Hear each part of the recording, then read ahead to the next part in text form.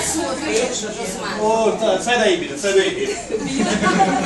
Então, uma salva de palmas pro nosso dueto, já que a gente não tem verba para contratar um sexteto.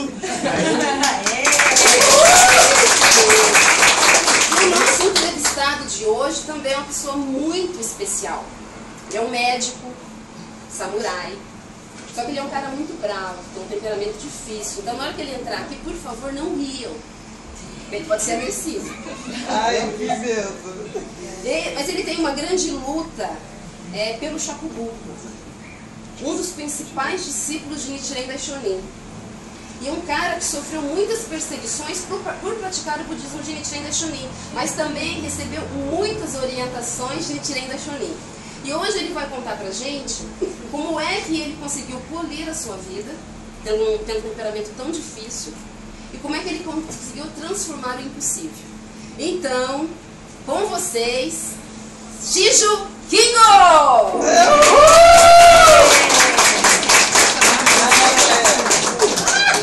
Shiju Kingo, meu amigo! Opa, calma, calma, calma. Vem de samurai espada, hein? Fica à vontade, senta aí. Somos samurai. Samurai em japonês quer dizer aquele que serve. Eu fico de pé. Ah, sim, senhor. Então vamos parar de mais delongas e vamos começar a entrevista. Shiju Kingo, é uma honra ter você aqui. Todos nós aqui estamos muito honrados. E você é um exemplo para praticantes de todas as gerações. Eu gostaria de saber como que o senhor conheceu o budismo. Conheci o budismo em 1256. Nessa época o Japão estava atravessando um momento caótico, com terremotos, tempestades, uma confusão. Foi nessa época que eu conheci os ensinamentos de Nichiren Daishonin, que se tornou meu mestre. Mas você falou terremotos, tempestades, pobreza no Japão naquela época, e como é que era a vida de um samurai naquela época? O senhor tinha que fazer o quê? Devia ter a fidelidade aqui, fidelidade aqui. Isso. O samurai como classe era o soldado da aristocracia japonesa. Desculpe aqui, eu aprendi agora a falar português.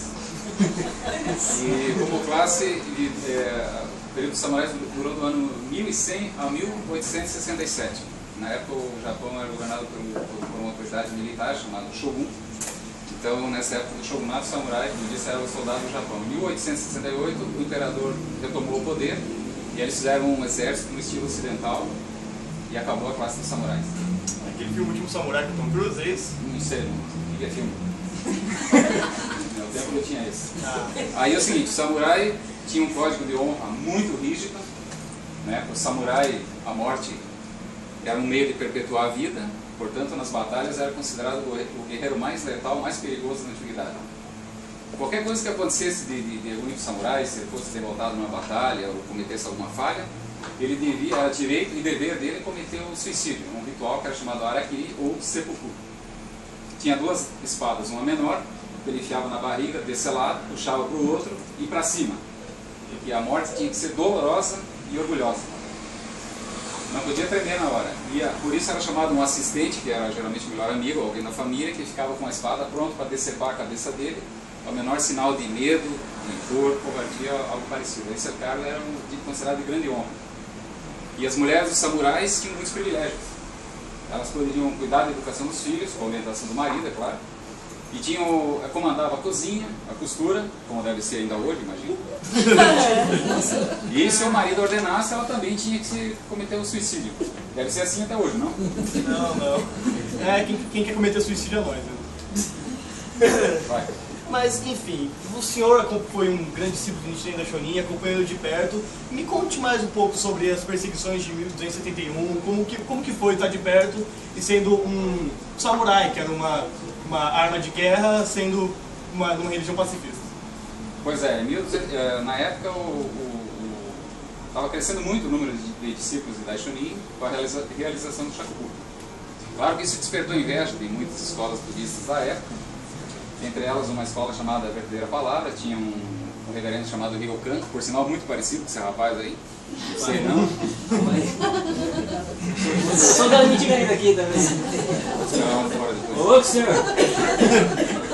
E aí esse Ryokan começou a perseguir Daishonin, né, com acusações falsas, e se aliou a uma autoridade militar chamada Reino Saimon, que por sua vez convocou Nichiren para um depoimento em 10 de setembro de 1271. Mas o que ele disse nesse depoimento? ele apresentou aquela tese dele sobre o estabelecimento do ensino correto para a paz da nação, e que ele dizia que o povo devia ter uma filosofia de vida correta para salvar o Japão da situação que se encontrava. E aí o que aconteceu? Depois disso ele foi, 2 dias depois ele estava na sua cabana, em Matsubagayasu, e foi agredido por 100 soldados de Reino Saimon.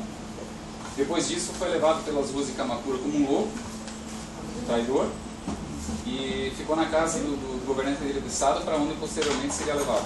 E qual foi a reação de Nichiren a tudo isso? A ser levado para a ilha de estado, a ser tratado como um louco, como um cara que só queria paz? Meu mestre se comportava de forma muito calma, muito comedida, e tinha um estado de vida muito elevado. Ele dizia no meio daquelas petições: como sou afortunado.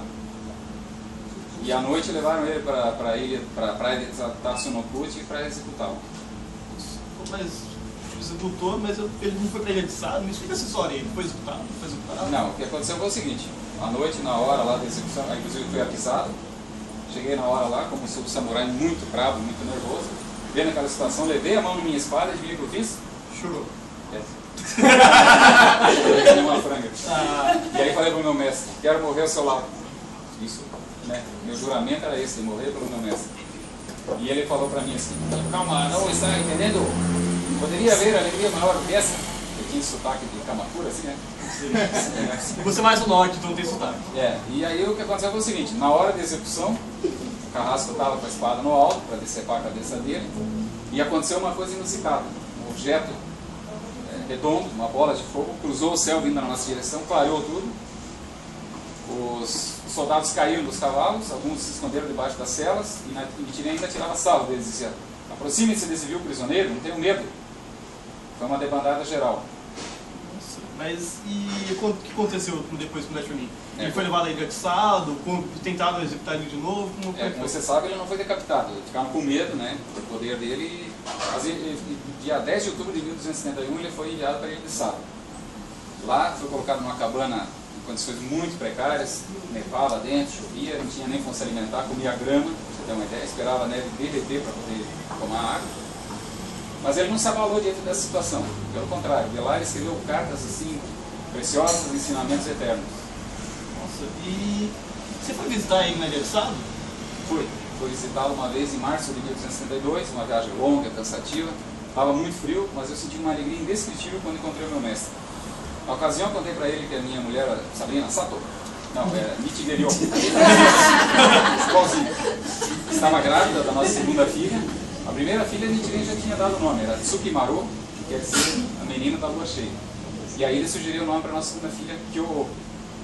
Só que um ano depois dessa nossa segunda filha, já tinha um ano, ficou muito doente, e eu mesmo, sendo médico, não sabia como curá-la. E o que o Nichiren te aconselhou para fazer nessa situação? Então, eu escrevi para ele, contando o que estava acontecendo, e ele escreveu uma carta para mim, uma frase que se tornou célebre. O Nami o Horengekyo é como o rugido de um leão, e doença pode, portanto, ser um obstáculo. Aí, com base nessa frase, eu e minha mulher oramos ao Gohonzo, e a nossa pequena Kyo se curou. Maravilhoso. Mas eu fiquei sabendo que mais posteriormente, Nichiren Daishonin foi perdoado e voltou para Kamakura. Foi, em 1274 ele foi perdoado e voltou para a capital, mas não ficou muito tempo lá não. Ele foi para um lugar chamado Monte Minovo, tinha bastante gente que habitava lá, para propagar o budismo. E nessa época eu dei uma grande mancada. O que o senhor fez? Botei na cabeça que tinha que converter o Lord Ema Mitsutoki, que era o senhor das minhas terras, que ele deveria se converter ao budismo de Nichiren Daishonin. Não deu nada certo. Ele ficou muito irado e exigiu que eu escrevesse um juramento renunciando a minha fé no Sutra de Lótus. Isso, mas o que o senhor fez? Você teria que abdicar do Sutra de Lótus, que tinha ajudado com sua filha, tinha ajudado com seu comportamento até agora. Como é que o senhor reagiu diante dessa situação e como o Nichiren reagiu? Pois é, eu escolhi manter minha fé no Sutra de Lótus. Escrevi uma carta para o Nichiren e ele me respondeu dizendo o seguinte.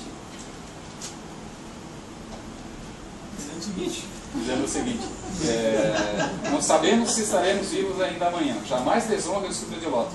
O senhor deve manter sua fé em qualquer circunstância.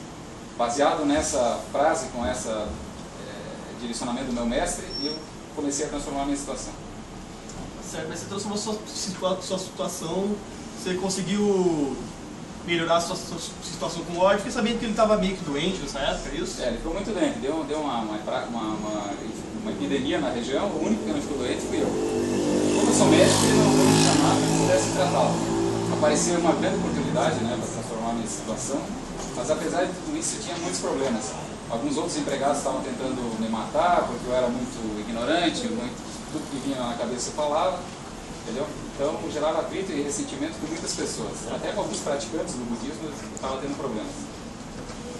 Então, mas ele estava doente e ele estava começando a tirar suas pernas. Nichiren Daishonin falou para você o senhor não recuar. Me conta como se desenrolou a situação, como foi terminado? Olha, eu acabei recuperando a confiança do meu Lorde, né, graças ao meu trabalho como médico ele se curou, mas isso tudo porque eu coloquei em prática as orientações de Nichiren Daishonin. Coloquei a unicidade de mestre e discípulo em primeiro lugar e graças a isso eu consegui transformar a situação.